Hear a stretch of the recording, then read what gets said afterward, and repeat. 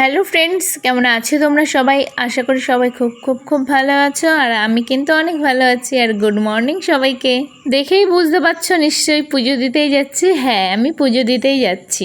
হাতে পুজোর জিনিস দেখে যদি না বোঝে কেউ, তাহলে তো বোকাই বলবে না। তো সুতরাং সবাই বুঝতে পেরেছে আমি পুজো দিতে যাচ্ছি। আজ আমাদের এখানে শীতলা পুজো। তো সকালবেলায় স্নান করে আগে শীতলা মন্দিরে গেছি দুধ কলা দিতে। এখন 8:15 কি 8টা বাজে।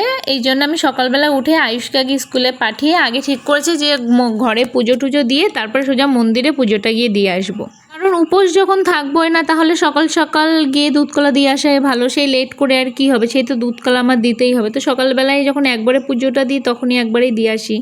তার জন্য একবারেই চলে গেছিলাম মন্দিরে।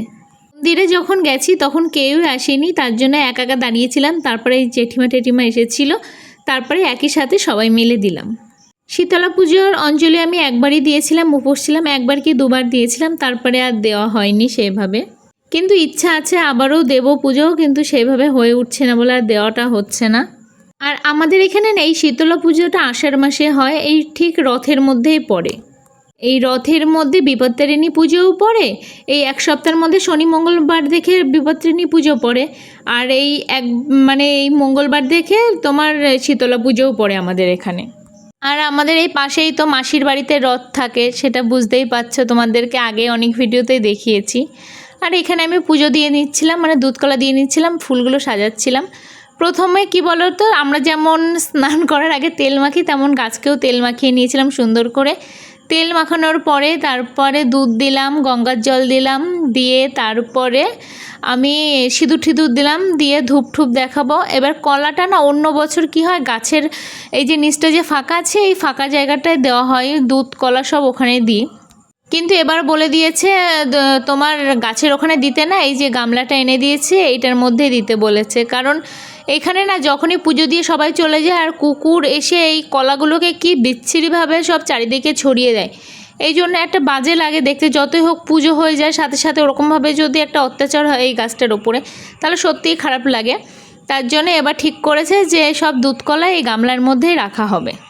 আর এখানে যে এই শীতলা গাছটা দেখছো না, এই গাছটা কিন্তু অনেক বড় ছিল, ভীষণ বড় ছিল। তোমাদের আগে অনেক ভিডিওতে দেখিয়েছি, কারণ আমার বাপের বাড়ি যাওয়ার পথেই কিন্তু এই গাছটা এই মন্দিরটা পড়ে। সুতরাং এই গাছটা তোমাদেরকে অনেকবারই দেখিয়েছি আগে, যে গাছটা প্রচুর বড় ছিল। কিন্তু এখন আবার গাছটাকে কেটে সুন্দর করে ছোটোখাটো করে তারপরে বসানো হচ্ছে, ব্রাহ্মণের কাছ থেকে অনুমতি নিয়েই করা হয়েছে।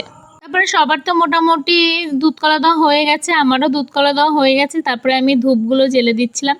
তারপরে না আমার মনে ছিল না যে পাখার হাওয়া দিতে হয়। তারপরে আমার একটা দিদি এসেছিল পাশে, ওই একটা পিঙ্কি দিদি বলে দিদি, তো ওই দিদি পাখা এনেছিল। তারপরে আবার পাখার হাওয়া ঠাওয়া দিয়েছি, তারপরে বাড়িতে চলে এসেছিলাম। তারপরে ওইখানে অনেকে ঘুরে তারপরে ধূপ দেখায়, কিন্তু আমি এখানে ধূপ দেখিয়ে তারপর ওখানে বসিয়ে দিয়েছি। ওখানটা মাটি দিয়ে না আবার জায়গাটা করে দিয়েছে, নাহলে না সব গাছের গোড়ার মধ্যে সব ধূপগুলো জ্বালিয়ে দেয়। তাও এদেরকে বারণ করলেও গাছের এই গোড়ার মধ্যে ধূপগুলো জ্বালায়, খুব বাজে লাগে দেখতে একদম। আর মানুষ কি বলো তো, একবার বললে শোনে না, ওদেরকে যতই বলা হয় ওরা যেন আরও বেশি বেশি করেই করে। তার জন্য এবার প্রথম থেকেই বলে দিয়েছে এখানে কেউ কলাও রাখবে না, আর গাছের গোড়ায় কেউ কলাও দেবে না, আর তোমার ইয়েও করবে না। তো কে কার কথা শোনে, ধূপ ঠুপ সেই যেখানে সেখানে দেওয়া শুরু করে দিয়েছে। তারপরে তো ওই দিদিভাইদের বাড়িতে চলে এসেছিলাম, দুধকলা দিয়ে ঠিয়ে এখানে ভোগের রান্না করা হচ্ছে। এই ঠাকুমাটা এই দিদাটা ভোগের রান্না করছে এখানে। আর দেখছো বয়স হয়ে গেছে, তাই কি ভোগের রান্না কিন্তু সত্যিই করতে অনেক কষ্ট হয়, কারণ অনেক রকম পদে রান্না করতে হয়। আর আমরা এখানে সবজি বানাচ্ছিলাম, এখানে আমরা এখন পটল কাটছিলাম। পটল কাটতে কাটতে আমার হাতের অবস্থা জানো, আঠা লেগে না পুরো কালো কালো হয়ে গেছে, উঠছেই না। আর এখানে মামুনি ঠামুনিও ছিল, কিন্তু মামুনিরা নাইটি পড়েছিল বলে ক্যামেরার সামনে আর আসে অন্য সময়, কিন্তু আজকে আর আসেনি ক্যামেরার সামনে। তো আমরা সবজি কাটছিলাম, সেটাই দেখাচ্ছিলাম। আর এদিকে তো রান্না বান্নাও শুরু হয়ে গেছে, এখানে ডাল হচ্ছে, এখানে পায়েস হয়ে গেছে। আর তোমরা নিশ্চয়ই আওয়াজ পাচ্ছ, এখন কীর্তন হচ্ছে সন্ধ্যাবেলা সবসময় রোজই কীর্তন হচ্ছে, ওখানে সবসময় কীর্তন হয়। আর এখানে দেখছো সবাই আমরা ওখানে কাটছিলাম, আর এদিকে রান্নাবান্না হচ্ছিল, এদিকে এখন তোমার ডাল হচ্ছে ওটা, আর এদিকে তো পায়েস হয়ে গেছে। তারপরে আমি আবার বাড়িতে যাব, আয়ুষ আসার টাইম হয়ে গেছে, একটু বাড়িতে যেতে হবে। বাড়িতে এসে আমি আবার কালকে রাত্রেবেলা পান্তা করে রেখেছিলাম, সেই পান্তা ভাতটাই খেয়েছি। পান্তা ভাত, আলু ভাজা আর ডালের বড়া করে রেখেছিলাম, মটর ডালের বড়া। তো তো দিদিভাই আমাকে অনেকবার খেতে বলেছিল কিন্তু আমি খাইনি, বাড়ি এসেই খেয়েছিলাম, আয়ুষকেও খাইয়েছিলাম, আমিও খেয়েছি। আর এখানে এসে দেখি ছর্দি মানে আমাদের বাড়িতে কাজ করে ওই পিসিটা, উনি ওনাকে দিয়ে ওই গাছের নারকেলগুলো পাড়াচ্ছিল, তো গাছের নারকেলগুলো পেড়ে দিচ্ছিলো। পাড়াটা হয়ে যাওয়ার পরে আমি আবার এখানে এসে আবার দিচ্ছিলাম, এবার সব রকমই দিচ্ছিলাম। লাস্টে পাঁপড়টা দিলাম, পাঁপড়টা দিয়ে দেখো পাঁপড়টা দেবো কি সবাই যে যার মতো নিয়ে খাওয়া শুরু করে দিয়েছে। তো এটাই তো মজা বলো, এই যে নিজের হাতে দেওয়া কত আনন্দের ব্যাপার বলো। তো সবাই মিলে এখানে দিচ্ছিল, দেওয়াটা হয়ে যাওয়ার পরে তারপরে আমরাও আবার খেতে বসেছিলাম অনেক লাস্টে। আজকে খেতে খেতে প্রায় 5:30 বেজে গেছিলো।